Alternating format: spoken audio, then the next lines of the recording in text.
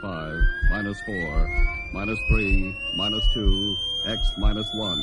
Fire. Lights out, everybody.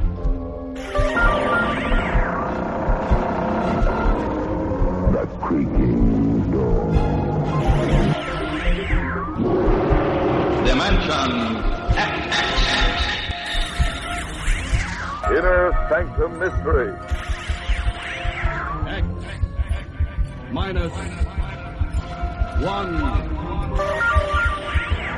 Dark fantasy.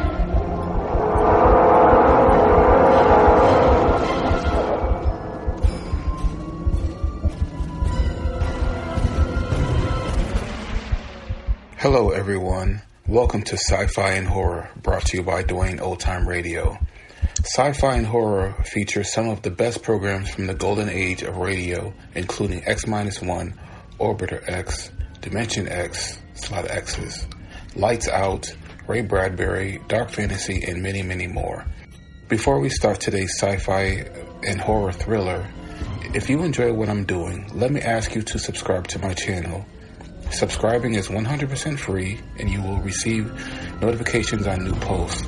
Lastly, if you have a moment, please write a short 1 or 2 sentence review or give a rating on your preferred podcast service. A positive review or rating would help me out a lot. And now, on to the show.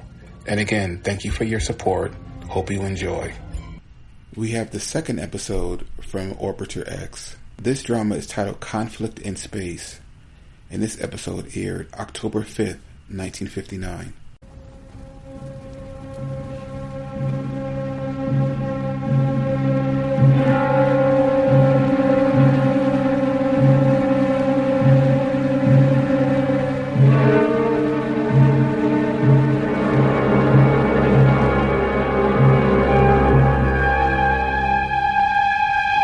Orbiter X.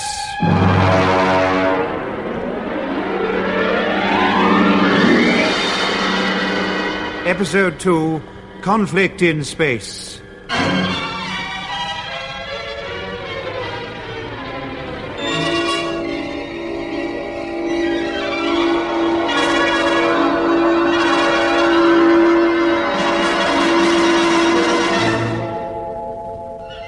The aim of the Commomwealth Space Project is to assemble a manned space station, codename Orbiter X, 1,000 miles above the surface of the Earth. The first assembly crew, led by Captain Jack Bradley, has run into trouble, and Bob Britton, his co-pilot Douglas McClelland, and flight engineer Hicks undertake rescue operations. They locate Bradley's ship, and Bob and Hicks board it in spacesuits. It's been badly damaged. One man has been killed, and there's no trace of the other members of the crew. Bob and his companion return to their own ship. As they draw away from the wreck, their radar tells them that they're being pursued by an unidentified flying object. The UFO closes in, and their engines are stopped by an explosion which fractures the hull of their ship. Closing the airtight bulkheads against the vacuum of outer space, they suddenly hear the sound of movement on the outer hull. Bob warns his crew to stand by for boarders. Boarders in space? Are we crazy? No, we're not dreaming either. But according to the UN Space Bureau, we're the only people out here. That's right, sir. I've seen the report. No other country has launched any ships for the past month. No other country is supposed to have launched any ships, not without informing the Bureau. But it's obvious that somebody has been keeping his plans to himself and ganging up on us. Yeah. I've often wondered what certain people really thought of the Commomwealth Space Project. Now we know. It sounds as if they're getting down to business. Close the airlock valves, Hickey, and start the emergency generator. Aye, aye, sir. At least that'll stop them opening the hatches. Do you think they mean to come in and get us, Bob? It could be. There's no doubt they've got Bradley and Wilson, and we're next on the list. Well, whoever they are, it beats me why they're playing this cat-and-mouse game. They could have blown us to bits with no trouble at all. Yes. And if they only wanted to stop us going ahead with the assembly work on Orbiter X, wouldn't it have been safer for them to destroy the component parts? We've had all the bits and pieces circling around the Earth for weeks now. Maybe they plan to assemble the components themselves. That's a thought, eh? We supply the goods, and they get the space station. Hello? Hey, what's going on now? My guess is that they're rigging up some sort of communication gear. If they could talk us into surrender, it'd save them a lot of trouble. We can give them trouble, all right, if we can get at them. And the only way to do that is to go out and meet him, face to face. Well, I'm ready. How about it, Bob? No. He'll pick us off as soon as we try to leave the escape hatch. No, we can do better than that. If we can get some of the jets working, we can still give the UFOs a run for their money. See what you can do with the engines, Hickey. Right, Bob.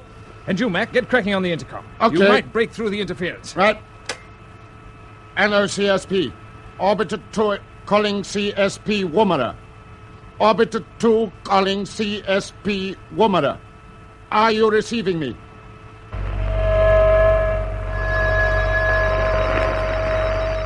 No answer at all? Not a thing. Just mush. Listen to it. All right, turn it down. Well, Hickey, what luck? Well, Bob, the damage in the engine room has probably been caused by a missile with a proximity fuse. The starboard compressors have completely had it. What about the others? Groups 3 and 4 okay on the port side. So, if we could get below an altitude of 1,000 miles, we'll be under the interference zone, and we should be able to talk to CSP and warn them. Then let's get going. What are we waiting for? The point is, the moment we get underway, the UFOs will almost certainly attack, and they may shoot to kill next time. Are you ready to risk it? Sure I am. Yes, me too, sir. Good. I think the chance is worth taking. So we're all agreed. You can open the taps, Chief. Aye, aye, sir. It'll take a minute or so to build up the temperatures in the combustion chambers. Don't worry, we'll wait. Bob, listen to the intercom. Is it my imagination or... No. The interference is clear. Start transmitting. I will. Orbiter 2 calling CSP Control. Are you receiving me? Try again. Right. We are receiving you, Orbiter 2. That's not Woomera. No. Then it must be the... Yes, UFOs. Exactly. All right, I'll take over. This is Captain Britton, Orbiter 2. Who are you? This is your escort commander. We regret the damage to your ship. We trust there are no casualties. Where do you come from? What are your intentions? I cannot answer questions. You and your crew will abandon ship and join us. We are close by. The crossing will offer no difficulties. Engine temperature's almost right, Bob. Open the jets as soon as you can. You will carry out my instructions immediately. And in case you hope that our conversation is being monitored at your Earth headquarters, I should tell you it is not. Our engineers have adapted your aerial array for restricted transmission only. You are, in fact, still in the interference zone. That's one hope, God. But you were right about the borders fixing some communication gear, Bob. So it seems. Port compressors working, sir. Good man. Open them right up. Captain Britton, I order you to cut your engine. Go to blazes! We're moving out of orbit. Can you get the nose down, Bob? I'm doing my best, but I haven't got much control. Get a visual bearing on the Earth. Right. I think we're losing altitude, but it's too soon to say yet. Height meters swinging all over the place, picking up 40 grounding.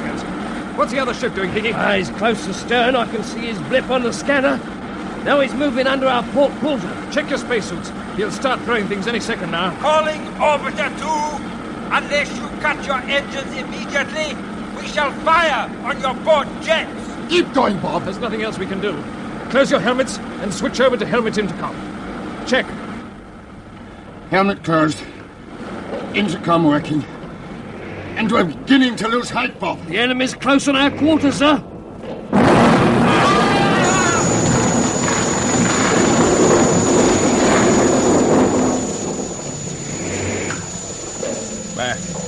Mac, are you all right? Yes, I think so. What about Hickey? I think he's had it. Let me see. No, he's alive. But his shoulder's bleeding. I'll get my first aid box. There's no time for that. We've got to seal up the tear in his suit, quickly. Give me the emergency pack. Here it is. Pressure's dropping in the cabin. He's starved for oxygen. He mustn't panic. I remember the drill. First patch goes under the tear. In there. Like this. I hope that'll hold. Is his oxygen full on? Yes. Now, an outside patch. He's breathing. Good. This is about the best we can do for you, Hickey, old son. Sorry about the shoulder. He seems to have taken a crack on the head, too. Make sure his intercom is turned on, Mac. Otherwise, we won't hear him when he comes round. Okay. And the injury to your flight engineer. You can save his life only by bringing him over to us. You hear that, Mac? Yes, I hear it. Well, I suppose we haven't much choice. Afraid not. But what are the physical conditions inside their ship? If we do get Hickey over, would it be safe to take him out of his spacesuit? Permit me to answer that question. Of course. They can hear every word we say. Yes, and we are not monsters. We shall provide you with breathable air at the pressure to which you are accustomed in normal spaceflight. We must take your word for it. We're coming out. Excellent. I'm glad that you're being sensible at last, Captain Britton. Is there any pressure in the airlock, Mac? No, the indicator's on 0. Then you can open the inner and the outer hatches. Right. Are you going to guide us? Yes. I've just tied Hickey's short line onto my belt. You can hitch yourself onto him, too. Okay. I've switched off his magnets. Now be careful, he's quite weightless. Right. We don't want to send him crashing into the roof. Hold on to his belt, don't let go. Okay. I'll grab him on the other side. I've got him. Good. Now, into the lock. Easy does it, Mac. Just move over to the edge and cut your boot magnets. Magnets off. Oh, look. There's the other ship. Yes. As I see it. It's a similar shape to ours. But more than twice the size. Formidably. Hello, Captain Britton. You will observe that one of our hatches has been opened. That is your point of entry. Yes, I see it. There's about 60 yards to go, Mac. Half a dozen bursts on the pistol should get us over. Are you all set? All set. Move right onto the edge, then. Looks a long drop down to the earth. Wish we were there now. You can't drop. There's no up. There's no down here, chum. I know. That open hatch is your target. Just keep your eyes on it. Goodbye, Orbiter 2.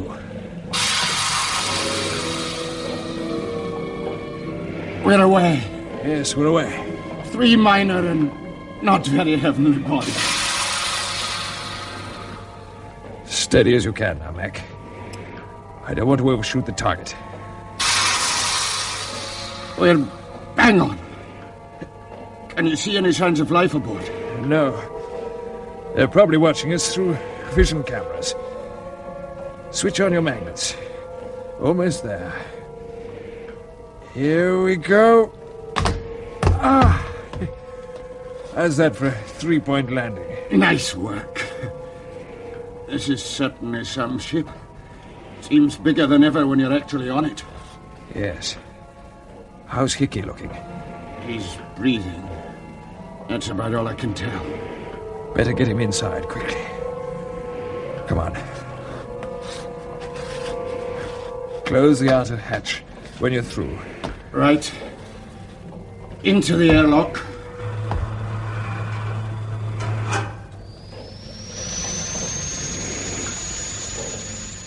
Well, here we are. Whether we like it or not. I wonder if it is air they're pumping into the lock. We won't take any chances with it. How far do you think we can trust these people? I'd say we can probably trust them. Until they deliver us to their headquarters. Wherever that may be. Pressure seems okay. Let's try the inner hatch. Now what goes on? Not very much by the look of it. We seem to be in an empty cargo hold. Welcome aboard, Captain Britton. Perhaps you will be good enough to close the hatch behind you. I'll do it, Bob. Thank you, Captain McClelland. He knows my name. We know a great deal about you, as you shall see. It is quite safe for you to remove your helmets. Hold on while I test for air, Mac. Yes. Yes, it seems to be all right. Okay, off helmets. Now you can breathe quite freely, and you will find medical equipment prepared for you. Where's the voice coming from now? Somewhere in the roof. Quite right. It is not yet possible for us to meet, but there is a talk back in the roof. I am actually speaking to you from the control cabin. We'll start asking questions later, Mac. Hickey's our first problem. Sort out the medical stuff while I unfasten his suit. Yes, Bob. His eyes are opening. Who's there? It's Bob. Bob, Hickey. How do you feel, chum? Oh, all right. Had a bad dream. You got a drink of water, sir? Yes, of course. Here. Here's my squeeze bottle. Oh. Easy. Don't try to move yet. Yeah, I'll hold it for you. Thanks.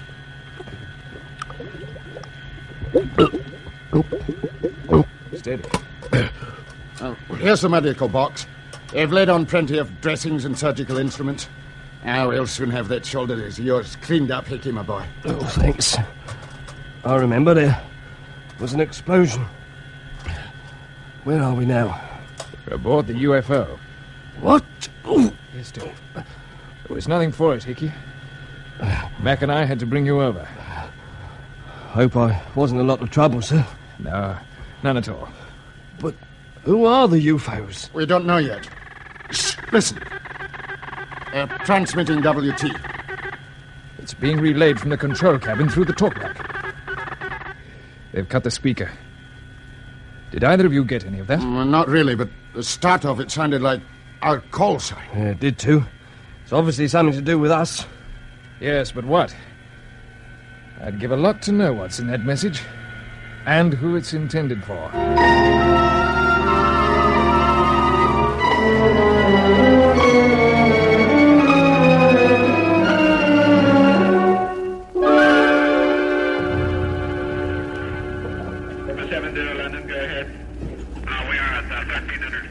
Anything on the tracking monitors, Camm? Afraid not, Colonel Kent. Only the interference pattern. I don't understand it. Orbiter 2 should be clear of the interference zone by now. Unless, of course, Britain's run into the same trouble which put Bradley's ship out of action. Colonel, there's WT coming through on Orbiter 2's frequency. Something at last. Now, don't lose it. Camm, check the direction finders and make sure they're beaming onto those signals. Yes, sir. This is CSP Control, Woomera, calling DF. Are you receiving WT on Orbiter 2 frequency? Check, please. Urgent. Message from Orbiter 2 complete, sir. Here's the transcription. Thank you. Let's see. Orbiter 2 to CSP Control. Am in free orbit with oxygen for 1 hour only. Cause of ship disasters, explosions in compression chambers. Do not sacrifice more ships. Design at fault. Bitter disappointment, Britton. Sounds pretty grim, Colonel. It isn't possible. Every component in those ships was tried and tested. But he says, design at fault. Direction finders put his position at ZA70Y51. Sir. All right. I'll try to get back to him. His RT's probably wrecked, so we'll stay on WT, Brown. Okay, Colonel. Is there anything at all we can do? Not a thing. Bob's perfectly right about not sending up any more ships. The whole matter will have to go before the Commonwealth governments. There'll be inquiries and tests. How long will it take? 1 year, 2 years, maybe more. I see. So the Commomwealth Space Project is back where it started, so? Not quite. Not while Bob and his crew are still alive. They still give us some information which could change the whole picture. No response from Orbiter 2, sir. Oh, just keep sending.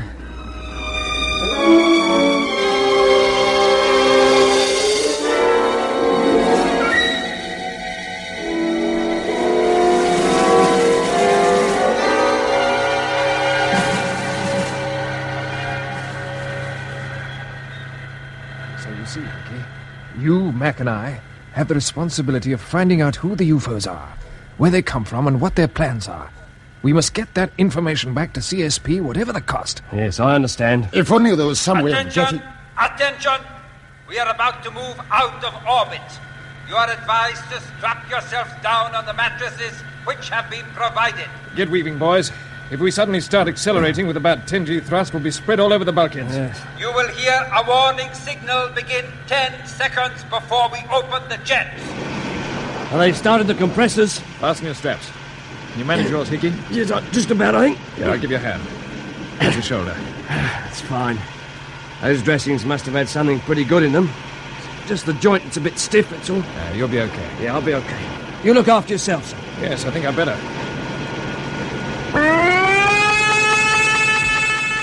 10 seconds to go, Bob. Can you make it? Yes, I can make it. I'll get your heads down. Next stop, Mars. Could be...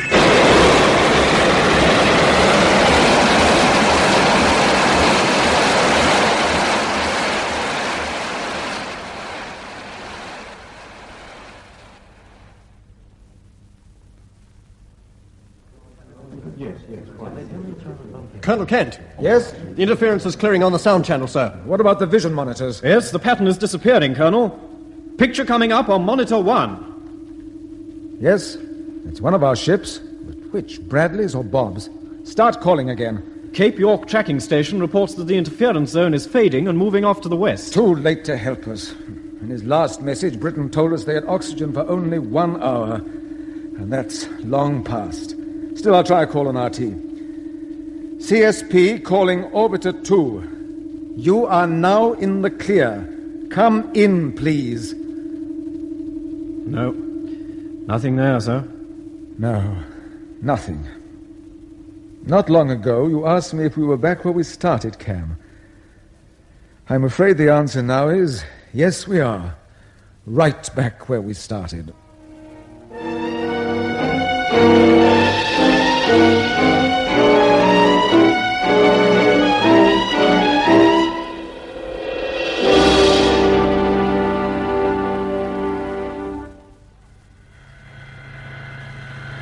Bob! I say, Bob. Huh? Wake up. What is it? Ricky, can you hear me? Yes, I can hear you. I've got a peculiar taste in my mouth. So have I. We must have been drugged. Yes. They've mixed something with the oxygen. Oh, well, where are we? We're still aboard the UFO. It's tarmac. Hello. My watch is gone. Mine has too. You got yours, Hickey? No, it's not here. It's been whipped. They all have. Our friends obviously don't want us to know how long we've been in flight. The calendar watchers would have told us plenty. Well, we haven't grown long beards, have we? They could have given us a shave. Wouldn't put it past them. Don't miss a trick. Yeah. How about giving the jailer a shout? It can't do any harm. But we won't learn much. We'll see. Hello there! Yes, Captain McClelland, we are listening. I thought you would be. What's the idea of the anesthetic? We sent you into a deep sleep in order to spare you the monotony of a prolonged flight through space. What about our watches? We want them back. They will be returned to you. In a few moments, we shall be landing. Landing, eh? Where? You will discover the answer to that if you cooperate. Now check your safety belts. We are about to open the retrojets. We're bound to know where we are when we touch down. Can't keep us inside this thing forever. No, and just wait till we do get home. Prepare for landing. Get your heads back against the pads and relax.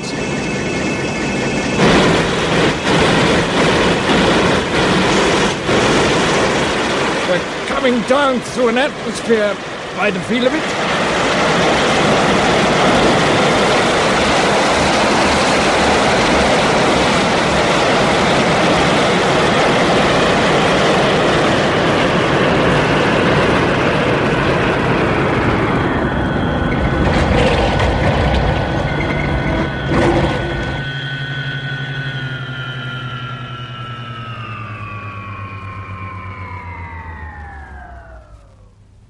We're down.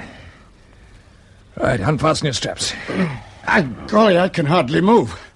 I feel as if I weigh about a ton. Yeah, so do I. Well, we're bound to notice the gravity after being in 0G. We must move slowly to start with. Sit up before you try to stand. Remember the drill. It's not too bad. Let me give you a lift, Hickey. Yeah, thanks. How's your shoulder? That's pretty good. That's fine. But take it easy. I'm okay. Hello?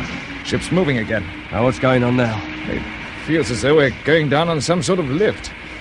I expect they're getting us clear of the landing platform. We'd better collect our gear before we're ordered out. Hello? What's wrong, Mac? My jet pistol's missing. So's my torch. Yeah, mine have disappeared too. What about yours, Hickey? Yes, sir, the blighters have whipped the lot. They're making pretty sure we don't give them any trouble. Our time will come.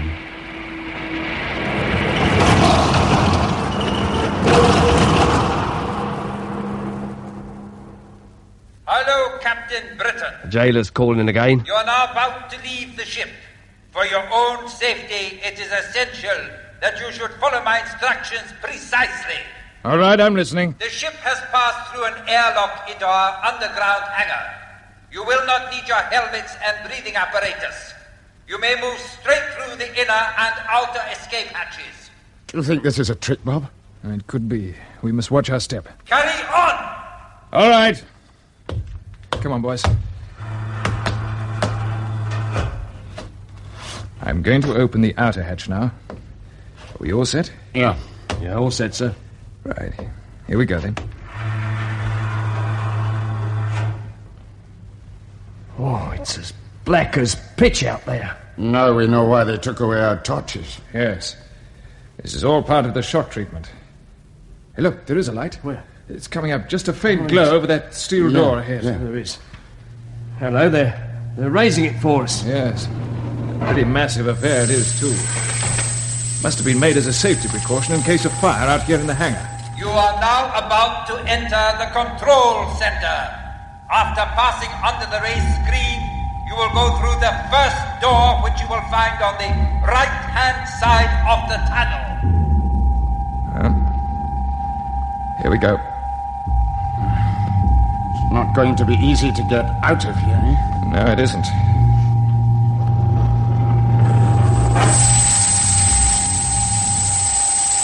I've closed the entrance behind us. We'll just have to play along for a while longer. That's all we can do. Right, keep moving. Stay together. What do you make of the noise, sir? Pumps, generators, I can't tell. Maybe it's just part of the psychological softening up process. These people haven't brought us here for fun. If we've got some knowledge or information that they want, they may use unpleasant methods to get hold of it. I wouldn't put anything past them. And we seem to have reached the door we were told about. Yes, this must be the one. Now listen. Just a last word of warning before we go through. You know the methods of interrogation used in police states, Hickey? Oh, I know, sir. And you, Mac? I've heard about them, Bob. The old stress techniques, eh? Exactly. And the build-up here seems to fit into the same pattern. Tension and uncertainty are calculated to undermine the judgment. So whatever happens, we must keep a grip on ourselves. Under no circumstances must we let these characters take over our thinking for us. Is that clear? Yeah. Yes, understood, sir. Good. Well, let's go in and see what we're up against. Follow me.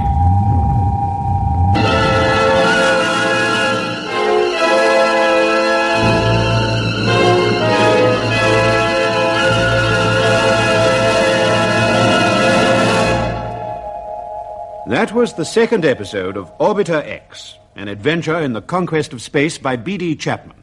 It was produced for the BBC by Charles Maxwell.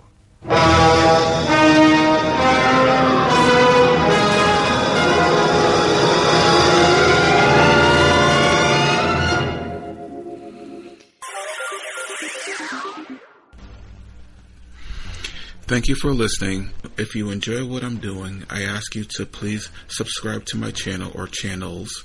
You can also go to my website where you can listen to all of my podcasts for free. You can also download them for free. And there is donation information on the website if you feel like you would like to show some support for what I'm doing. You can email me. The website is otr.duane.media. And my email is info@otr.duane.media. And my Instagram is duane.otr. Well, hope you enjoyed. And until next time, stay safe. Wish you well. Peace.